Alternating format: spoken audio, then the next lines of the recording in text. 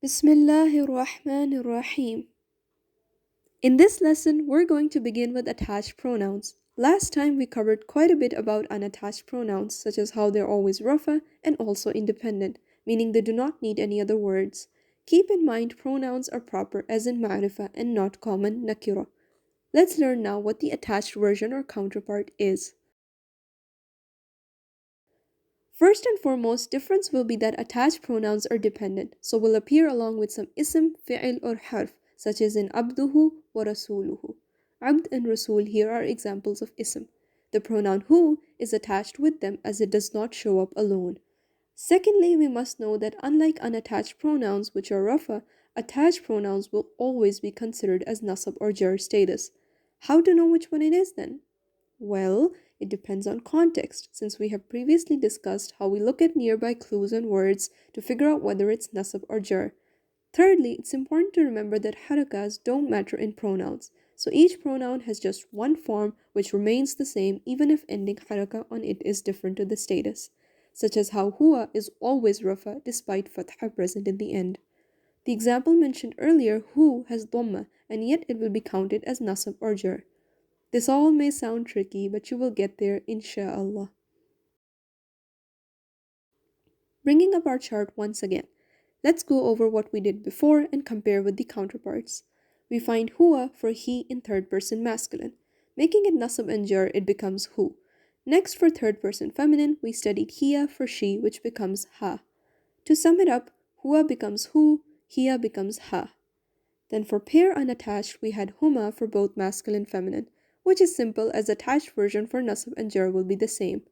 Finally, in plural, there was hum and hunna that again are easy since attached version will be the same.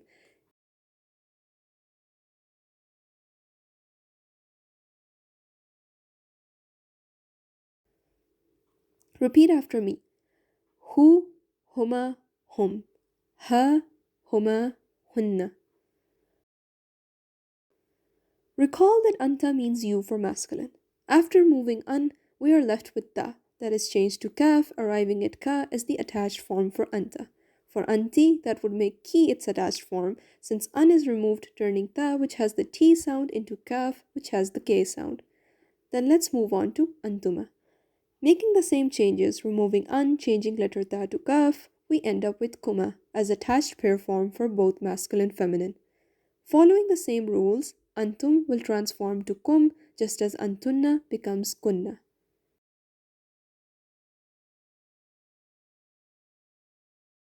Kya, kuma, kum. Ki, kuma, kunna. Ana is turned to either ni or e depending on situation. Ni represents nasab and e is used as jar, but this rule is not fixed. Nahnu changes to na in the attached form. Let's go over the chart once more. Hu, huma, hum. Ha, huma, hunna. Kya, kuma, kum. Ki, kuma, kunna. Ni or e, and na. Whatever forms are there, we may find their harakat vary in different places, such as kitabihi instead of kitabuhu. However, both have the same attached pronoun. The harakat change according to reading, such as huma seen as hima in alayhima. We will discuss this further in detail some other time. For now, focus on the general rules where we can recognize these pronouns by their ending and form. Next time, we shall practice pronouns so that this tongue twister can become solid in our minds. One last time, let's review the complete chart.